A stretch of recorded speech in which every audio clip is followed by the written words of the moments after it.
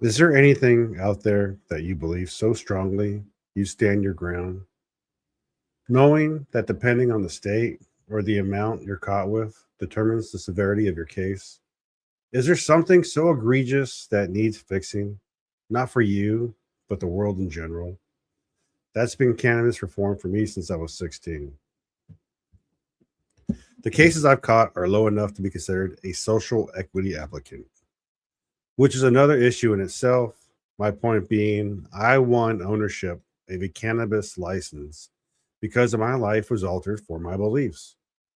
Besides things like being put into a system, how do I explain this one? Because of that system, when I joined the Navy, I went from a $10,000 sign on bonus with some computer schooling lined up to, quote, you're lucky not going to be cleaning toilets for the rest of your life. I've caught a cannabis case. I've done community service. I've been writing about cannabis law reform since I was old enough to buy a High Times. I've spent the past 19 years since I've been out of the Navy using my voice and my vote as an American, something people still fear to do because of the bad law. 3 years ago, the state of Illinois ran a social equity lottery. I won. They issued me a conditional license, then received a full dispensary license. And this week, I'm told I'm not a social equity applicant. Same state, same law, same file. One agency gave me a license on the premise I qualify. Another agency denied me a loan on the premise I don't. I'm going to walk you through how we got here because this isn't just my story. This is what social equity looks like when the state thinks nobody's watching.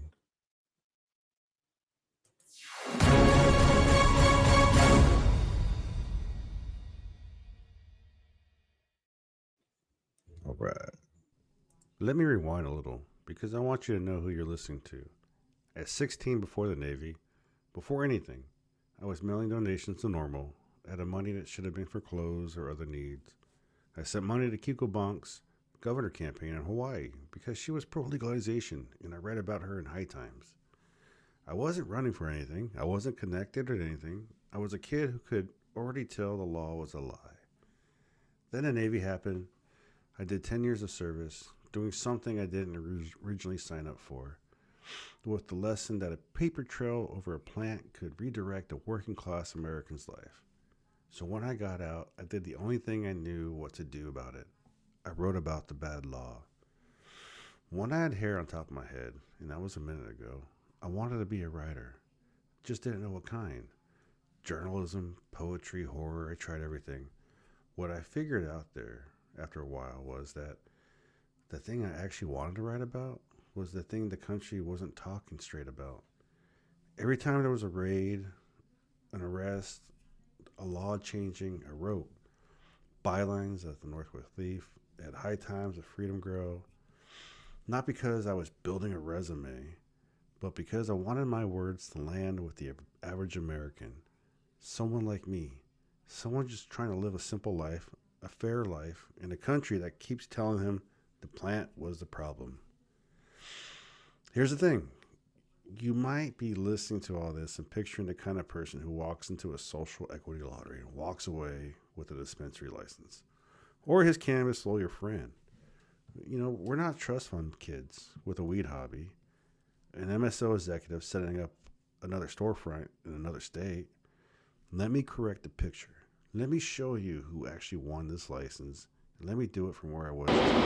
When I was in high school, I used to have this algebra teacher who, whenever you complain about homework and stuff, life's not fair. She would show me. She would tell us, show me on a birth certificate where, or in the Constitution, where life is supposed to be fair. And she had a point.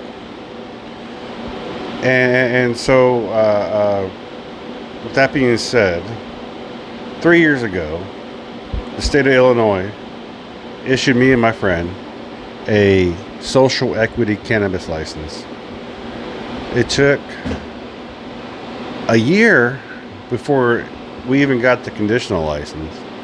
And then it took another year or so for my partner to establish the location and the money and all the things that built up to it. Like, This is not an overnight process, but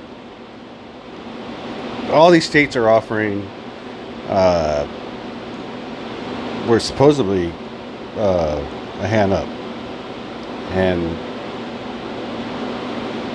I don't know how I don't qualify for a social equity cannabis loan when my license is social equity cannabis. Like, there's no other fucking way I could have this license. Oh. That was me this morning, standing in the calibration lab I manage. I'm a lab manager by day, a technician, an engineer. My job is to run a cal lab that supports one Fortune 500 customer's test and measurement needs, end to end. The instruments behind me in that shot are precision measurement tools. The gear companies use when pretty close is not an acceptable answer, and the number on the screen has to be right. That's what I do for a living. I make sure numbers are true. I make sure documentation matches reality. I run a shop where the whole job is following the rules so measurement is trustworthy. Ask yourself honestly, isn't that the kind of person you want operating a legal cannabis business? Someone whose day job is integrity under a paperwork regime? Someone whose professional career is built on following the rules properly? This is not a rhetorical question. The state of Illinois wrote the Cannabis Regulation and Tax Act because they wanted a legal cannabis industry that would operate cleanly. That's the whole reason social equity exists. To bring in operators, the program handpicked because they're from communities the war on this plant hurt. And because they're the kind of people who will run the storefront the right way. I'm a worker bee. I'm not a large corporation. I'm not an MSO. I'm a guy who knows how to make money by following the rules. I've shown you the place I've been doing that for over 10 years. And that's who Illinois has denied.